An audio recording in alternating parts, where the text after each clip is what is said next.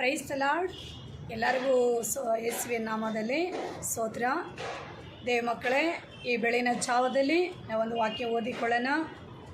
ರೋಮರ್ ಬರೆದ ಪತ್ರಿಕೆ 5ನೇ ಅಧ್ಯಾಯ 8ನೇ ವಚನದಲ್ಲಿ ಹೀಗೆ ಬರೆಯಲ್ಪಟ್ಟಿದೆ, ನಾವು ಪಾಪಿಗಳಾಗಿರಲು ಕ್ರಿಸ್ತನು ನಮಗೋಸ್ಕರ ಪ್ರಾಣ ಕೊಟ್ಟದ್ರಲ್ಲಿ ದೇವರ ಪ್ರೀತಿ ನಮ್ಮ ಮೇಲೆ. ಆಮೇನ್, ಹಲ್ಲೆಲೂಯಾ. ಇಲ್ಲಿ ದೇವ್ರ ವಾಕ್ಯ ಹೇಳುತ್ತೆ, ನಾವು ಪಾಪಿಗಳಾಗಿ ಇರುವಾಗಲೂ ಕ್ರಿಸ್ತನು ನಮಗೋಸ್ಕರ ಪ್ರಾಣ ಕೊಟ್ಟನು. ನೋಡಿದ್ರೆ ಇಷ್ಟು ಒಂದು ಅದ್ಭುತವಾದ ದೇವರ ವಾಕ್ಯ. ದೇವ ಮಕ್ಕಳೇ, ನಾವು ಪಾಪಿಗಳಾಗಿ ಇರುವಾಗಲೂ ಕೂಡ ಯೇಸು ಸ್ವಾಮಿ ನಮ್ಮೆಲ್ಲರಿಗಾಗಿ ಪ್ರಾಣ ಕೊಟ್ಟರು. ಈ ರೀತಿಯಾಗಿ ಲೋಕದಲ್ಲಿ ಯಾರಾದರೂ ನಮಗೋಸ್ಕರ ಪ್ರಾಣ ಕೊಡೋರು ಯಾರಾದರೂ ಇದ್ದಾರಾ? ಅದು ಬೇರೆ, ನಾವು ಪಾಪಿಗಳಾಗಿ ಇರುವಾಗಲೂ ನಮಗಾಗಿ ಆತನು ಪ್ರಾಣ ಕೊಟ್ಟ. ಇಡೀ ಲೋಕದಲ್ಲಿ, ಜಗತ್ತಿನಲ್ಲಿ ಯೇಸುವಿನ ಹಾಗೆ ಯಾರೊಬ್ಬರನ್ನ ನಾವು ಈ ಲೋಕದಲ್ಲಿ ನೋಡಲು ಸಾಧ್ಯವೇ ಇಲ್ಲ. ಕಾರಣ ಯೇಸುವಿನ ಪ್ರೀತಿ ಅಮೂಲ್ಯವಾದದ್ದು, ಅವರ ಪ್ರೀತಿ ಪರಿಶುದ್ಧವಾದದ್ದು, ನಿಷ್ಕಳಂಕವಾದದ್ದು, ಯಾವ ದೋಷವೂ ಇಲ್ಲದಂಥ ಒಂದು ಮಹಿಮೆಯಾದ ಪ್ರೀತಿ. ಯೇಸು ಸ್ವಾಮಿಯ ಪ್ರೀತಿ ಅಷ್ಟೊಂದು ಅಮೂಲ್ಯವಾದದ್ದು. ಈ ಲೋಕದಲ್ಲಿ ಯಾವ ತಂದೆ ತಾಯಿಗಳು ಸಹ ಈ ರೀತಿಯಾಗಿ ನಮ್ಮ ಮೇಲೆ ಪ್ರೀತಿ ತೋರಿಸಲು ಸಾಧ್ಯವಿಲ್ಲ. ಸಂಬಂಧಿಕರು, ಸ್ನೇಹಿತರುಗಳು ಅಥವಾ ನಮ್ಮ ಒಡ ಹುಟ್ಟಿದವರು, ಈ ಜಗತ್ತಿನಲ್ಲಿ ಯಾರೊಬ್ಬರು ನಮಗೆ ಈ ರೀತಿಯಾದ ಪ್ರೀತಿಯನ್ನು ತೋರಿಸಲು ಸಾಧ್ಯವಿಲ್ಲ. ದೇವ ಮಕ್ಕಳೇ, ನಾವು ಪಾಪಿಗಳಾಗಿರುವಾಗಲೂ ಕೂಡ ಯೇಸು ಕ್ರಿಸ್ತನು ನಮ್ಮೆಲ್ಲರಿಗಾಗಿ ತನ್ನ ಪ್ರಾಣವನ್ನೇ ಕೊಟ್ಟಿದ್ದಾನೆ. ನಮಗಾಗಿ ಪ್ರಾಣ ಕೊಟ್ಟ. ಯಾಕೆ ಹೇಳ್ರಿ? ನಮ್ಮನ್ನು ಆತನ ಹೋಲಿಕೆಗೆ ತಕ್ಕ ಹಾಗೆ ದೇವರು ನಮ್ಮನ್ನು ಸೃಷ್ಟಿ ಮಾಡಿದ್ದಾನೆ. ಆತನ ಜೀವ ಶ್ವಾಸವನ್ನು ನಮ್ಮ ಮೂಗಿನಲ್ಲಿ ಊದಿ ಆತನೇನು ಮಾಡಿದ್ದಾನೆ? ಆದಾಮನ ಸೃಷ್ಟಿ ಮಾಡ್ದ. ಹಾಗಾಗಿ ದೇವರ ಜೀವ ಶ್ವಾಸ ನಮ್ಮಲ್ಲಿ ಇದೆ. ಹಾಗಾಗಿ ನಾವೆಲ್ಲರೂ ದೇವರ ಮಕ್ಕಳಾಗಿದ್ದೀವಿ. ನಾವು ದೇವರ ಮಕ್ಕಳಾಗಿರೋದ್ರಿಂದಲೇ ದೇವರು ನಮ್ಮ ಮೇಲೆ ಅಧಿಕವಾದ ಪ್ರೀತಿಯನ್ನು ಇಟ್ಟಿದ್ದಾನೆ. ನಾವು ಒಂದು ಕಾಲದಲ್ಲಿ ಸತ್ಯವಾದ ದೇವರು ಯಾರಂದು ಗೊತ್ತಿಲ್ಲ, ಯೇಸು ಸ್ವಾಮಿನ ನಾವು ನಂಬದೇ ಇರುವಂಥ ಒಂದು ಕಾಲದಲ್ಲಿ ನಾವು ಅನೇಕ ಪಾಪಗಳನ್ನೆಲ್ಲ ನಾವು ಮಾಡಿದ್ದೀವಿ. ದೇವರಿಗೆ ವಿರೋಧವಾಗಿ ಎಷ್ಟೋ ವಿಧವಾದ ಪಾಪಗಳನ್ನ ನಾವು ಮಾಡಿದ್ದೀವಿ. ಆದರೆ ಗೊತ್ತಿಲ್ಲದೆ ನಾವು ಪಾಪ ಮಾಡಿಬಿಟ್ರಿ.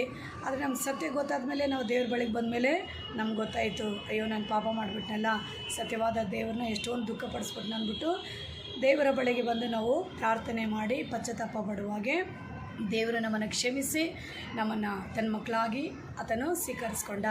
ಈ ದಿನಗಳಲ್ಲಿ ಇನ್ನೂ ಎಷ್ಟೋ ಜನಾಂಗಗಳು ಈ ಭೂಮಿ ಮೇಲೆ ಯೇಸುವನ್ನು ಅರಿಯದೆ, ಆ ಪ್ರೀತಿಯನ್ನು ಅರಿತುಕೊಳ್ಳದೆ ಇನ್ನೂ ಎಷ್ಟೋ ಜನ ಪಾಪಗಳಲ್ಲಿದ್ದಾರೆ. ಆಮೇನ್, ಹಲ್ಲೆಲೂಯಾ. ನಾವು ಎಂಥ ಪಾಪಗಳಲ್ಲಿದ್ದರೂ ಸರಿ, ಅಂಥ ಪಾಪಗಳನ್ನ ನಾವು ಮಾಡಿದರೂ ಸರಿ, ಯೇಸು ಎಲ್ಲ ಪಾಪಗಳನ್ನ ಕ್ಷಮಿಸಿ ನಮ್ಮನ್ನು ಪ್ರೀತಿಸುವ ದೇವರಾಗಿರ್ತಾನೆ. ಸತ್ಯವೇದದಲ್ಲಿ ಒಂದು ದುರಾಚಾರ್ಯದ ಸ್ತ್ರೀ, ಆಕೆ ವ್ಯಭಿಚಾರ ಪಾಪ ಮಾಡುವಾಗಲೇ ಪರಿಸಯರುಗಳ ಕೈನಲ್ಲಿ ಸಿಕ್ಕಿ ಬೀಳ್ತಾಳೆ. ಆಗ ಎಲ್ಲ ಪರಿಸಯರುಗಳೇನು ಮಾಡ್ತಾರೆ? ಆ ಸ್ತ್ರೀನ ಯೇಸುವಿನ ಬಳಿಗೆ ಕರ್ಕೊಂಡು ಬರ್ತಾರೆ. ಆ ಸಮಯದಲ್ಲಿ ಯೇಸಪ್ಪ ನೆಲದಲ್ಲಿ ಕೂತ್ಕೊಂಡು ಬರೀತಾ ಇರ್ತಾರೆ. ಅಲ್ಲಿ ಬಂದು ಎಲ್ಲ ಸುತ್ತ ಜನ ನಿಂತ್ಕೊಂಡು ಹೇಳ್ತಾರೆ, ಮೋಶೆಯ ಧರ್ಮಶಾಸ್ತ್ರದಲ್ಲಿ ಈ ರೀತಿಯಾಗಿ ವ್ಯಭಿಚಾರ ಪಾಪ ಮಾಡಿದ್ರೆ ಅವ್ರಿಗೆ ಎಂಥ ಶಿಕ್ಷೆ ಅಂದರೆ ಕಲ್ಲು ಹೊಡೆದು ಅವ್ರನ್ನ ಸಾಯಿಸಬೇಕು.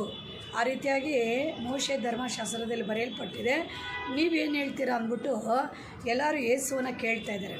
ಆಗ ಯೇಸು ಏನು ಹೇಳ್ತಾರಂದರೆ, ನಿಮ್ಮಲ್ಲಿ ಯಾರು ಪಾಪ ಇಲ್ಲದೇ ಇದ್ದೀರೋ ಅವರು ಮೊದಲು ಆಕೆ ಮೇಲೆ ಕಲ್ಲು ಹಾಕಲಿ ಎಂದು ಯೇಸು ಹೇಳಿದರು. ಆಗ ಯೇಸು ಹೇಳಿದ ಕೂಡಲೇ ಪ್ರತಿಯೊಬ್ಬರು ಏನು ಮಾಡಿಬಿಟ್ರು? ತಮ್ಮ ಕೈಗಳಲ್ಲಿರೋಂಥ ಕಲ್ಲುಗಳನ್ನ ಎಲ್ಲ ಕೆಳಗಡೆ ಹಾಕಿ ಪ್ರತಿಯೊಬ್ಬರು ಅಲ್ಲಿಂದ ಹೊರಟು ಹೋದರು. ಕಾರಣ ಎಲ್ಲರಲ್ಲಿ ಪಾಪ ಇದೆ. ಹಾಗಾಗಿ ಅವ್ರ ಮನಸ್ಸಾಕ್ಷಿನೇ ಅವರಿಗೆ ಪಾಪವನ್ನು ತೋರಿಸ್ಕೊಡ್ತಾ ಇದೆ. ನೋಡ್ರಿ, ಆ ಸ್ಥಳದಲ್ಲಿ ಯಾರೊಬ್ಬರು ಇಲ್ಲ, ಎಲ್ಲ ಹೊರಟೋದ್ರು. ಲಾಸ್ಟ್ಗೆ ಆ ಸ್ತ್ರೀ ಮಾತ್ರ ಅಲ್ಲಿ ಇದ್ಲು. ಆಗ ಯೇಸು ಹೇಳ್ತಾರೆ, ಸ್ತ್ರೀನ ದೇವರು ನೋಡಿ ಹೇಳ್ತಾರೆ, ಯಾಕಮ್ಮ ಯಾರು ನಿನ್ನ ಮೇಲೆ ಕಲ್ಲು ಹಾಕಿಲ್ವ ಅಂತ ಕೇಳುವಾಗೆ, ಇಲ್ಲ ಸ್ವಾಮಿ, ಯಾರೂ ನನ್ನ ಮೇಲೆ ಕಲ್ಲು ಹಾಕಲಿಲ್ಲ.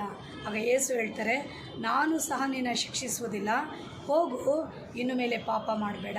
ಆಮೇನ್, ಹಲ್ಲೆಲೂಯಾ. ಒಂದು ಕಾಲದಲ್ಲಿ ನಮ್ಗೆ ಗೊತ್ತಿಲ್ಲದಿರ ನಾವು ಪಾಪ ಮಾಡಿಕೊಂಡಿದ್ರಿ. ಆದರೆ ಯೇಸುವಿನ ಬಳಿಗೆ ಬಂದ ಮೇಲೆ ನಮ್ಗೆ ಸತ್ಯ ಗೊತ್ತಾಯಿತು. ಹಾಗಾಗಿ ಇನ್ಮೇಲೆ ನಾವೇನು ಮಾಡಬಾರ್ದು? ಪಾಪಗಳನ್ನ ಬಿಟ್ಟು ಬಂದ ಮೇಲೆ ಮತ್ತೆ ನಾವು ಪಾಪಗಳನ್ನ ಮಾಡೋಕ್ಕೆ ಹೋಗಬಾರದು. ಆಮೇನ್, ಹಲ್ಲೆಲೂಯಾ. ನಾವುಗಳು ಪಾಪ ಮಾಡದೆ ಈ ಭೂಮಿಯಲ್ಲಿ ದೇವರಿಗೆ ಒಂದು ಭಯಭಕ್ತಿಯಾಗಿ ಜೀವಿಸಬೇಕು. ಇನ್ನು ಎಷ್ಟೋ ಜನಗಳು ಈ ಲೋಕದಲ್ಲಿ ಪಾಪದಲ್ಲಿದ್ದಾರೆ. ನಾವು ಕೆಲಸ ಮಾಡೋ ಜಾಗದಲ್ಲಿರ್ಬೋದು, ನಮ್ಮ ಕುಟುಂಬಗಳಲ್ಲಿರ್ಬೋದು, ನಾವು ವಾಸಿಸುವಂಥ ಅಕ್ಕಪಕ್ಕ ಎಲ್ಲ ಜನಗಳ ಮಧ್ಯದಲ್ಲಿ ನಾವು ಇದ್ದೀರಲ್ವ, ಅವಾಗ ಎಷ್ಟೋ ಜನ ಪಾಪದಲ್ಲಿರ್ತಾರೆ. ಅಂಥವರೆಲ್ಲರಿಗೂ ಹೋಗಿ ನಾವೇನು ಮಾಡಬೇಕು? ಯೇಸುವಿನ ಪ್ರೀತಿನ ನಾವು ಹೇಳಬೇಕು. ಯೇಸು ನಿಮ್ಮ ಪಾಪಗಳೆಲ್ಲ ಕ್ಷಮಿಸ್ತಾರೆ. ಯೇಸು ನಿಮ್ಮ ಎಲ್ಲ ಪಾಪ, ಅನೀತಿ, ಎಲ್ಲ ರೀತಿಯಾದ ಶಾಪಗಳಿಂದ ಯೇಸು ನಿಮಗೆ ಬಿಡುಗಡೆ ಕೊಡ್ತಾರೆ ಅಂದ್ಬಿಟ್ಟು ನಾವು ಹೋಗಿ ಅನೇಕರಿಗೆ ಏನು ಮಾಡಬೇಕು?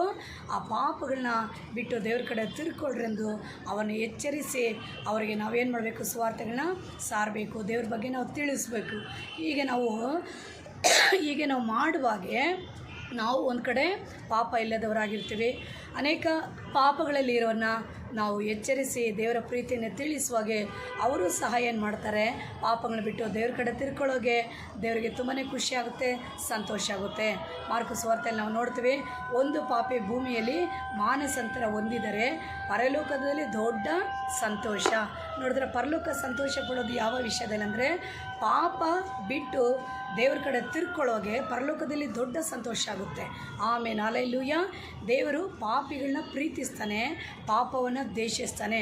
ಹಾಗಾಗಿ ಈ ದಿನಗಳಲ್ಲಿ ನಾವು ಪಾಪಗಳಿಂದ ಹೊರಗೆ ಬಂದವರು ಮತ್ತೆ ಪಾಪಗಳನ್ನ ಮಾಡೋಕ್ಕೆ ಹೋಗಬಾರದು. ಪಾಪಗಳಲ್ಲಿ ಇರೋರಿಗೆ ದೇವರ ಪ್ರೀತಿಯನ್ನು ತಿಳಿಸಿ ಪಾಪಗಳನ್ನ ಬಿಟ್ಟು ಹೊರಗಡೆ ಬರೋಕ್ಕೆ ಅವ್ರಿಗೆ ದೇವ್ರ ಬಗ್ಗೆ ತಿಳಿಸ್ಬೇಕು, ಪ್ರಾರ್ಥನೆ ಮಾಡಬೇಕು. ಆಗ ಯೇಸುವಿನ ಪ್ರೀತಿ ನಮ್ಮಿಂದ ಅನೇಕರು ಅರಿತುಕೊಳ್ಳುವರಾಗಿರ್ತಾರೆ. ಇದರ ಮೂಲಕವಾಗಿ ದೇವರ ನಾಮ ಮಹಿಮೆಗೊಳ್ಳುತ್ತೆ. ನೀವು ಅತ್ಯಧಿಕವಾಗಿ ಯೇಸುವಿನ ನಾಮದಲ್ಲಿ ಆಶೀರ್ವದಿಸಲ್ಪಡ್ತೀರಾ. ಆಮೇಲೆ ಹಲ್ಲೆಲೂಯಾ.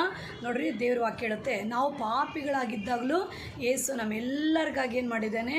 ಅವರು ಪ್ರಾಣ ಕೊಟ್ಟಿದ್ದಾರೆ. ಹೌದು, ಯೇಸು ಸ್ವಾಮಿ ನಮಗಾಗಿ ಪ್ರಾಣ ಕೊಟ್ಟಿದ್ದಾರೆ.